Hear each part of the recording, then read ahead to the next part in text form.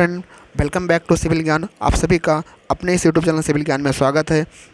दोस्तों, आज का हमारा जो टॉपिक है कि मॉक में नंबर कम आ रहे हैं, क्या करें मॉक में नंबर आपके बढ़ जाएं। मतलब आप इस समय क्या है, सबसे बड़ी समस्या यही है कि हमारे एसएससी जेईई का एग्ज़ाम के लिए हम लोग जो मॉक दे रहे हैं उसमें हमारे नंबर बहुत ही कम आ रहे हैं।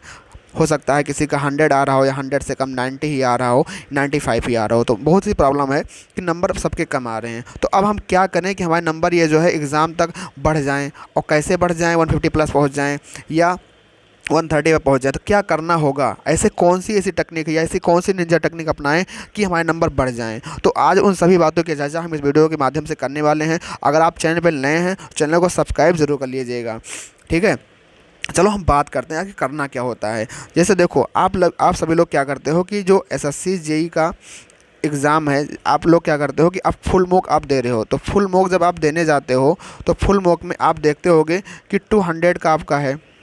तो 200 में से क्या होता है कि मान लीजिए आप जो है 100 नंबर पा रहे हैं तो कोई दिक्कत नहीं है। लेकिन जैसे ही आप मॉक 1 में, अगर आप जैसे ही मॉक 2 में जाते हैं तो हो सकता है ये आपके नंबर 100 से भी कम आ जाएं। हो सकता है 99 पॉइंट आ जाए, 98 आ जाए 200 में से। या हो सकता है किसी का इसी में से नंबर जो है बढ़ जाए 3 मौका आप दे दीजिए, मान लो आपका 110 पहुंच गया, ठीक है। लेकिन अब हो सकता है ये नंबर आप सोच रहे हैं कि इसको हमको और इनक्रीज़ करना है, लेकिन ये नंबर इनक्रीज़ नहीं हो रहा है। तो भैया इनक्रीज़ कब होगा? जब आप इन मॉक टेस्ट को एनालाइज करेंगे कि हमारे इस मॉक टेस्ट में नंबर क्यों घट रहे हैं, या नंबर हमारे जो है यहाँ पे किस सब्जेक्ट में, एक पोर्शन में कमी आ रही है, किस चीज़ में हमारी टेक्निकल में दिक्कत है, या रीजनिंग में दिक्कत है, या जीके जीएस में दिक्कत है, कहाँ पर दिक्कत। अपने लूप होल को पकड़िए ना। आप अपने लूप होल को नहीं पकड़ते हैं, इसीलिए आपके नंबर नहीं इनक्रीज़ कर रहे हैं। मैं 100% गारंटी देता हूँ कि अगर आप अपने लूप होल को पकड़ लीजिए तो आपके नंबर ज़रूर बढ़ेंगे, ठीक है। जैसे आपको मैं दिखा देता हूँ। मैंने जब पहला टेस्ट दिया था अपना, तो पहले टेस्ट में मेरे नंबर कितने आए थे? 99.5 200 में से,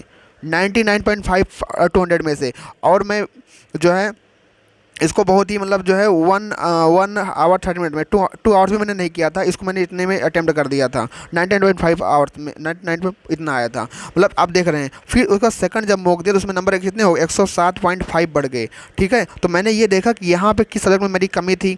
टेक्निकल मेरा वीक था, कि रीजनिंग में नंबर कम हो रहे थे, जीके जिसमें नंबर कम हो रहे थे। फिर उसके बाद मैंने जो है फिर से मैंने थर्ड मॉक दिया तो उसमें मेरा क्या 114 मार्क्स पहुँचा। मतलब ये आप देख रहे हैं धीरे धीरे मॉक क्या है, नंबर इंक्रीज कर रहा है। मतलब ये ग्राफ कैसे जा रहा है, ऐसे ऐसे ग्राफ जा रहा है। तो लेकिन हमारे कई दोस्त, हमारे कई भाई ऐसे हैं कि देखो यहाँ पे मैंने क्या क्लियर कट ऑफ भी कर लिया है। तो अब ऐसे हमारे मॉक में नंबर बढ़ रहे हैं। तो मैं आपको बताना चाहता हूँ कि मैंने क्या किया, आपको भी वही काम करना है। किस तरीके से आपके मॉक के नंबर इंक्रीज होंगे, ना कि आपको ग्राफ डिक्रीज। बहुत लोग कहते हैं भैया हम तो बार मॉक दे रहे हैं, नंबर हमें डिक्रीज ही कर रहे हैं। तो आप लोग क्या करिए, अपने लूप होल को पकड़िए भाई, आखिर कहाँ दिक्कत है। सबसे पहली बात जो है, आप अपना सिलेबस कितना भी कंप्लीट कर चुके हैं, या अभी आपने अगर अभी तक मॉक नहीं दिया, अगर आपने 50% भी सिलेबस कंप्लीट कर लिया है तो आप दिन भर में एक मॉक फुल ज़रूर लगाइए भैया। अगर आप नहीं लगाएंगे तो कब मॉक लगाएंगे? सबसे पहली बात, जो मॉक नहीं लगा रहे हैं उनके लिए मैं कह रहा हूँ आप लोग मॉक टेस्ट ज़रूर दीजिए। बिना मॉक के जो है आप अपनी चीज़ों को एनालाइज नहीं कर पाएंगे कि हाँ हमने कितना कैसे करना है। तो देखो, मैं कुछ जानकारी यहाँ आपको बताने वाला हूँ, कुछ चीज़ें मैं आपको समझ बताने वाला हूँ कि आपको करना क्या होगा। सबसे पहले एक कहानी सुनाता हूँ आपको। एक आपके थे सुरेश भाई, ठीक है, और एक आपके थे रमेश भाई, ठीक है। दोनों लोग एसएससी एग्ज़ाम देने जा रहे हैं, ठीक है। दोनों लोग एसएससी एग्ज़ाम, और इनको पता है कि हमारा टेक्निकल नंबर कितने का आएगा, 100 नंबर का आएगा। और इसको भी पता है कि हमारा जो है रीजनिंग 50 नंबर का आएगा, और आपका जीके जी 50 नंबर का आएगा। दोनों लोग को पता है, सुरेश को भी पता है, रमेश को भी पता है। लेकिन एक रमेश ऐसा है, रमेश क्या कर रहा है, वो जो है यहाँ टेक्निकल वाले सेशन में वो जो है 70 नंबर स्कोर कर रहा है, ठीक है। और जीके जीएस में मान लीजिए आपका जीके का पोर्शन है, ये आपका रीजनिंग का पोर्शन है, तो और जीके वाले पोर्शन में ये पा रहा है अपना 30 नंबर, ठीक है। और रीजनिंग में इसने जो है मार दिया भैया 40 नंबर। तो ओवरऑल कितना बन गया इनका, बन गया इनका जो है 140 नंबर बन गया। कितना बन गया? 140 नंबर बन गया।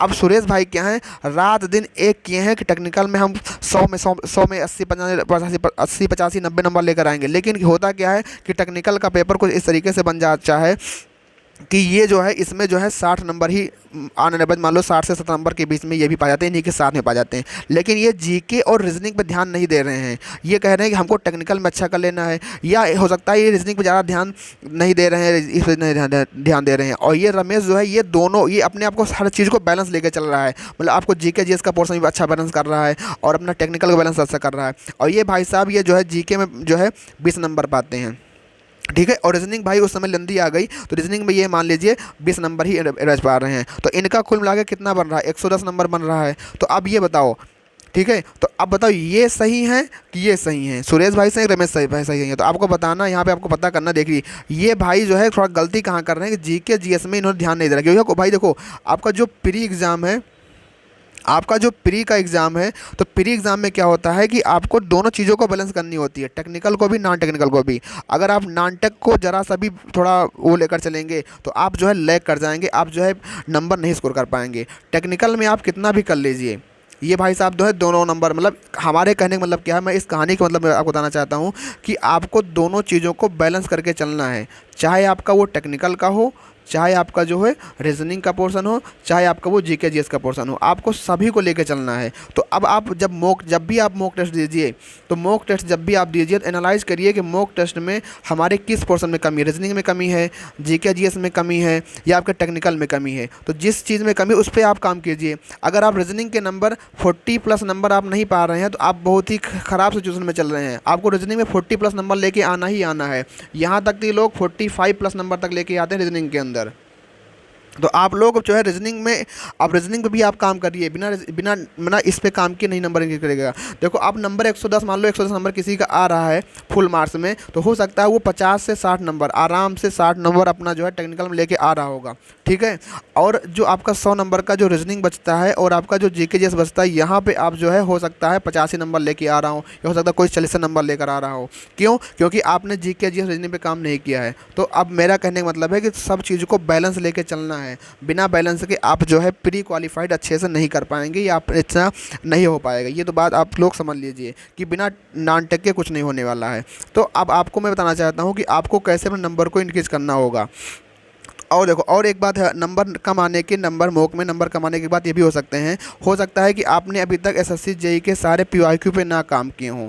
देखो अब एसएससी जेई पीवाईक्यू क्या कहता है कि 50 to 60% जो है ये अपने एसएससी जेई के पीवाईक्यू से क्वेश्चन को पुटअप करता है, ठीक है। तो आप जो है टेक्निकल में जब पीआईक्यू करेंगे तो कुछ क्वेश्चन आपको ऐसे मिलेंगे जो ईएससी और गेट में क्वेश्चन वो लाने के होते हैं, वो उसमें उठा के पुटा होता है।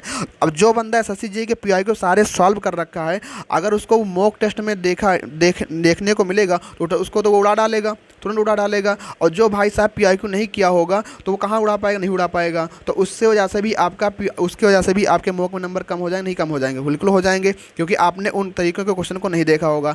देखो जाहिर सी बात है, अगर आप मॉक में नंबर कम ला रहे हैं तो मतलब ये है कि आप कहीं ना कहीं किसी चीज़ में लैग कर रहे हैं। अब अपनी लैग की ही कमी को देखना है ना, कहाँ पे आप लैग कर रहे हैं, ठीक है। नंबर कम आ रहे अच्छी बात है भाई, अगर नंबर आपके बेहतर आएंगे तो आप अपने आप को बहुत वो ज़्यादा करेंगे कि हाँ मतलब जो है हम तो सब कुछ पता ही है। नंबर कम आ रहे अच्छी बात है, नंबर कमाना बुरी बात नहीं है। अभी तो अपनी कमियों को पता कर पाएंगे कि हमारे अंदर क्या कमी है, किस सब्जेक्ट में कमी है। अदरवाइज़ आप नहीं, आप अपने मॉक को एनालाइज करिए कि मॉक में कहाँ पे हमको दिक्कत है, कहाँ पे हमारी कमी है मॉक में। बिना उसके जो है, बिना आप खुद एनालाइज जब तक नहीं करेंगे तब तक आप नहीं पता कर पाएंगे कि हमारे अंदर कहाँ पे क्या दिक्कत है, ठीक है। और उसके बाद देखो सबसे पहले आप लोग एसएससी जेईई के जितने पीवाईक्यू हैं उनके सारे मॉक लगा लीजिए। एसएससी जेईई पीवाईक्यू सारे मॉक लगा लीजिए, फिर उसमें पता कर लीजिए कि रीजनिंग का क्या पैटर्न है, रीजनिंग का लेवल किस लेवल का है, या जो है या रीजनिंग का लेवल किस तरीके से है, उसमें कौन सा चैप्टर आ रहा है, कौन सा टॉपिक आ रहा है, कौन सी चीज़ें किस तरीके से उसमें पुटअप हो रही हैं, जीके जीएस में क्या पोर्शन आ रहा है, करंट अफेयर कितने के वेटेज आ रहा है। तो इन सब चीज़ों को आपको एनालाइज करना पड़ेगा, तब आप जब फिर से दोबारा मॉक टेस्ट देंगे तब आपके नंबर ऑटोमेटिक बढ़ जाएंगे, अगर आप इतना आप काम कर रहे हैं तब। और दूसरी बात हम लोग बात करेंगे स्पीड की। देखो होता क्या, स्पीड आपकी कैसे बढ़ेगी। स्पीड मतलब क्या हो गया, स्पीड आपकी कैसे बढ़े, स्पीड बढ़ाने का मतलब क्या हो गया कि जैसे मान लो रीजनिंग का कोई क्वेश्चन है, ठीक है। सपोज मान लो आपको हमने दिया कि ए कोडिंग डिकोडिंग का क्वेश्चन आया कि ABCD दे दिया और लिख दिया इसका कोड क्या है 1 2 3 4, ठीक है। अब आपने अगर इस तरीके से समझा होगा कि मान लो कोई दूसरा चीज़ है, यहाँ पे मान लो दे रखा है कि FGH। अब इसका कोड क्या होगा तो आप लोग दोनों समझाओगे, ए का 1, बी का 2, सी का D, मतलब इसका लोकेशन, मतलब इसका जो पोजीशन वही लिखा गया है। तो आप लोग करोगे 5 6 7 8, तो अब ये आराम से हो जाएगा। लेकिन हो सकता है कि अगर जिस बच्चे ने इस तरीके क्वेश्चन को नहीं किया होगा तो वहाँ अपनी स्पीड को कैसे बढ़ा पाएगा। मतलब मैं जो कहना चाह रहा हूँ, मैं कहना ये चाह रहा हूँ कि आप जो है नंबर ऑफ़ क्वेश्चन की प्रैक्टिस खूब ज़्यादा करें। नंबर ऑफ़ क्वेश्चन की जितनी ज़्यादा प्रैक्टिस करेंगे रीजनिंग में, आप उतने ही निपुण होंगे अपने काम में, उतने ज़्यादा निपुण होंगे। प्रैक्टिस क्या होती है कि आप उतने ज़्यादा निपुण बनेंगे, ठीक है, क्योंकि अब आपको वैरायटी आप क्वेश्चन देखने को मिलेगा, और वैरायटी आप तरीका, मतलब कितने आप वैरायटी क्वेश्चन को बना सकते हैं। जैसे कि अगर हम आपसे कहें कि मान लो ये आपका है 121, ये आपका है 49, ये आपका है 81, और ये आपका है 163। तो अब आप बताइए, नंबर एनालॉजी का क्वेश्चन है, आप इसका आंसर बताइए क्या होगा। तो आप जल्दी से कह दोगे कि भैया ये तो 11 का वर्ग है, ये 7 का वर्ग है, ये 9 का वर्ग है, ये किसी का वर्ग नहीं, इसका ऑप्शन डी हो जाएगा। लेकिन जिसको पता होगा ना कि हाँ वर्ग और घन से भी क्वेश्चन कोई बनता है, तो अब आप क्या करोगे, मतलब जितने आप नंबर ऑफ वैरायटी ज़्यादा, जितना क्वेश्चन लगाओगे, मैक्सिमम क्वेश्चन लगाओगे, तो आप पता कर पाओगे हाँ एक क्वेश्चन को हम कितने तरीके से सोच सकते हैं, मतलब ना कितने तरीके से हम क्वेश्चन कर सकते हैं। तब आपकी वहाँ पे स्पीड बढ़ेगी। स्पीड ऐसे नहीं है कि आपकी जो है एक दिन में स्पीड बढ़ जाएगी, स्पीड पे आपको काम करना पड़ेगा, ठीक है। आपको रोज़ाना 1 से 2 घंटा मतलब रीजनिंग पे टाइम देना पड़ेगा, या जीएस पे टाइम देना पड़ेगा। देखो रीजनिंग में ही होती है, रीजनिंग में क्या होता है, अगर 50 क्वेश्चन होते हैं तो कुछ लोग कहते हैं भैया हमको 1 घंटा लग रहा है, और कुछ लोग कहते हैं भैया हमको 40 मिनट में 50 क्वेश्चन हो जा रहे हैं। तो ये क्यों हो रहा है, क्योंकि इन्होंने इस अपने डेली प्रैक्टिस किया, तब इन्होंने स्पीड बढ़ा दी है।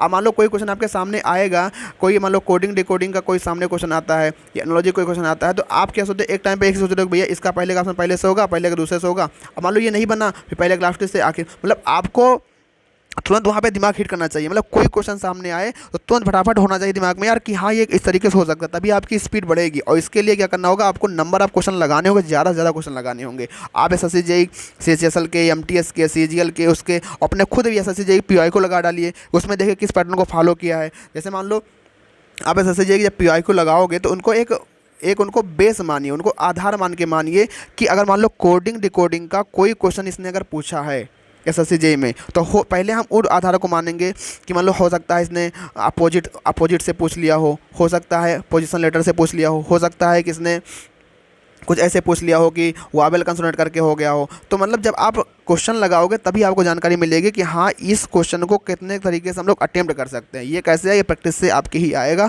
आप बहुत ज़्यादा क्वेश्चनों की प्रैक्टिस करिए। आप डेली जो है रीजनिंग के कम से कम एक मॉक तो फुल मारिए ही मारिए, मतलब फुल टेस्ट तो एक मारिए ही मारिए, प्लस उसके बाद जो रीजनिंग के अलग से सेट मारिए, रीजनिंग के अलग से लगाइए, GK के अलग लगाइए। अब आपको करना क्या, ज़्यादा से ज़्यादा टेस्ट लगाना। जब जितना ज़्यादा आप टेस्ट लगाओगे तो आप क्वेश्चन आप वैरायटी जानोगे, क्योंकि देखो सॉल्यूशन भी आपको मिलेगा, फिर आप उसमें समझ पाओगे हाँ भाई इसमें ऐसे किया है। मतलब जब भी मॉक लगाओ, मॉक लगाने उसको एनालाइज जरूर करो। बिना एनालाइज करके आपको कुछ नहीं मालूम पड़ पाएगा कि आप क्या कर रहे हैं, कहाँ पे लाई कर रहे हैं। आप अगर ऐसे तरीके से आप कुछ करेंगे ना तो आप डेफिनेटली नंबर आप इंक्रीज़ कर पाएंगे अपने मॉक के अंदर। अदरवाइज ऐसे चिल्लाते रह जाओगे भैया नंबर नहीं आ रहा, नहीं आ रहा, नहीं आ रहा। और दूसरी बात, जब आपको लग जाए कि मैक्सिमम मार्क्स हमने अचीव कर लिया है, मैक्सिमम मार्क्स हमने जो है इसमें अचीव कर लिया है, बस उसी दिन से अपना मॉक लगाना छोड़ दीजिएगा। जैसे मान लो अगर आपने 130 नंबर स्कोर कर लिया 200 में, तो बस आप छोड़ दीजिए, क्योंकि उसके बाद मान लो नंबर आपने यहाँ पे SSC JEE टेस्ट में अगर मतलब टेस्ट में अपने नंबर को यहाँ पे अच्छे से किया है, तो आप जो है मेंस एग्जाम में भी अपने अच्छे से फोड़ोगे, मतलब वहाँ पे रियल एग्जाम आपने अच्छे से करो किया होगे। तो समझ लीजिए अगर आप 130 प्लस नंबर ला रहे हो तो अच्छी बात है, इतना नंबर आपका आना ही चाहिए, तो अच्छी बात है। और दूसरी बात ये बता दूँ आपको, बड़े भैया अगर नंबर नहीं आ रहा है कोई दिक्कत नहीं, मेरा कोई रियल एग्ज़ाम तो है नहीं है, और रियल एग्ज़ाम मेरा SSC JEE हम वहाँ पर आराम से जाके फोड़ेंगे, ठीक है। अब मैं आपको बता दूँ, आज तक मॉक के अंदर मैंने जो है इससे पहले, मतलब अभी तो इस बार तो मतलब अच्छे मार्क्स बढ़ रहे हैं धीरे धीरे, लेकिन इससे पहले मैंने 2 बार प्री एग्ज़ाम निकाला था, मॉक के अंदर मेरे कभी 140 प्लस गए ही नहीं हैं, मतलब कि इसके नीचे ही थे कभी। मतलब आप लोग मत सोचिए जो लोग आपको 160 प्लस 100, आप लोग होता क्या लीडर बोर्ड देख दो, तो आप तो देखते लीडर बोर्ड, उसमें देखते हो भैया 170 प्लस मारा है, 180 प्लस मारा है, 190 तक मार दिया है। भैया वो सब अलग तरीका है, ये लोग अलग ही मेधावी लोग हैं, इनसे कोई आपका कंपैरिजन नहीं है, ठीक है। आप अपने आप को देखिए कि आपके अंदर क्या कमी है, कहाँ पे आप लैग कर रहे हैं, आप अपने आप को मॉडिफाइड करिए, ना कि दूसरे। आप लोग होता है क्या दूसरों को देख के आप परेशान हो जाते हो कि यार भाई उसका इतना, भाई अपने आप में देखो क्या कमी है क्या नहीं है, मॉडिफाई करो अपने आप को, डेली उसको वो करो, आप ज़रूर एक दिन अपने मुकाम तक पहुँचोगे, अपने गोल तक पहुँचोगे। तो ये सारी बातें थी, आपको उम्मीद करता हूँ काफ़ी कुछ आपको इससे सीखने को मिले होगा। और इसी तरह की वीडियो हमारे चैनल पे आपको प्रोवाइड की जाती है। अगर आप चैनल पर नए हैं तो चैनल को सब्सक्राइब जरूर करिएगा। मिलते हैं नेक्स्ट वीडियो में। अगर आपको कोई भी एसएससी जेईई से रिलेटेड कोई भी अगर आपको समस्या है तो आप लोग कमेंट बॉक्स के जरिए आप कर सकते हैं, उस पर मैं वीडियो बना दूंगा। मिलता हूँ नेक्स्ट वीडियो में, तब तक के लिए थैंक यू। जय हिंद, जय भारत।